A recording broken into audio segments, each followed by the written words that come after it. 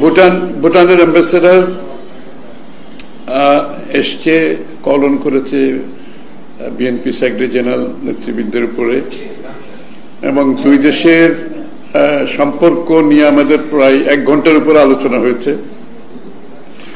দুই দেশের অর্থনৈতিক সম্পর্ক আমাদের সবসময় ভালো ছিল ভুটানের সাথে, এবং আমাদের সময় অ্যাকচুয়ালি ভুটানের সাথে আমাদের ভুটানের যে সবজি এখানে আমদানি হতো ওটার উপর আমরা ডিউটি তুলে দিয়েছিলাম, যার কারণে ভুটানের সাথে আমাদের বাণিজ্য বৃদ্ধি পেয়েছে। এবং সামনের দিকে আমরা আলোচনা করেছি, সামনের দিকে ভুটান বাংলাদেশের মধ্যে এফটিএ ফ্রি ট্রেড এগ্রিমেন্টের মাধ্যমে আমরা এটাকে আরো বড় পরিসরে নিয়ে যেতে চাই আগামী দিনে।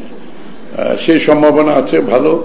ভুটান থেকে ওনারা প্রস্তাব করেছেন আগামী দিনে হাইড্রো ইলেকট্রিক পাওয়ার বাংলাদেশে রপ্তানি করার সুযোগ আছে, ওনারা সেদিকে নজর দেবেন। আমরাও বলেছি আমরা একসাথে কাজ করার এখানে সুযোগ আছে, কারণ ভুটানের হাইড্রো ইলেকট্রিক পাওয়ারের সক্ষমতা আছে প্রায় 30,000 মেগাওয়াটের মতো, which is very big। এখন মাত্র 5,000 ওরা সোফার এক্সপ্লয়েট করেছে, আরো 25,000 মেগাওয়াটের সম্ভাবনা আছে। সেখান থেকে বাংলাদেশের সাথে বাংলাদেশে ভুটানের ইলেকট্রিসিটি এক্সপোর্ট করা গেছে।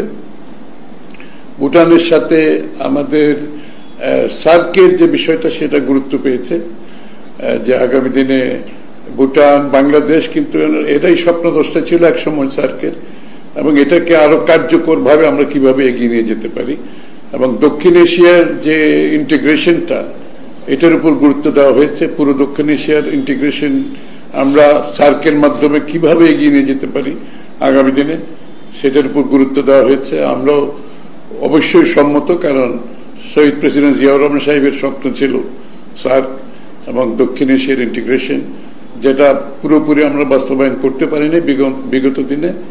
আগামীতে এটার এই সম্ভাবনাকে আমরা সবাই মিলে কাজে লাগাবো দক্ষিণ এশিয়ার ইন্টিগ্রেশনের উপরে। এই আর কি, কোন পলিটিক্যাল প্রশ্ন নেই। Only Bhutan Bangladesh relationship, nothing else, period.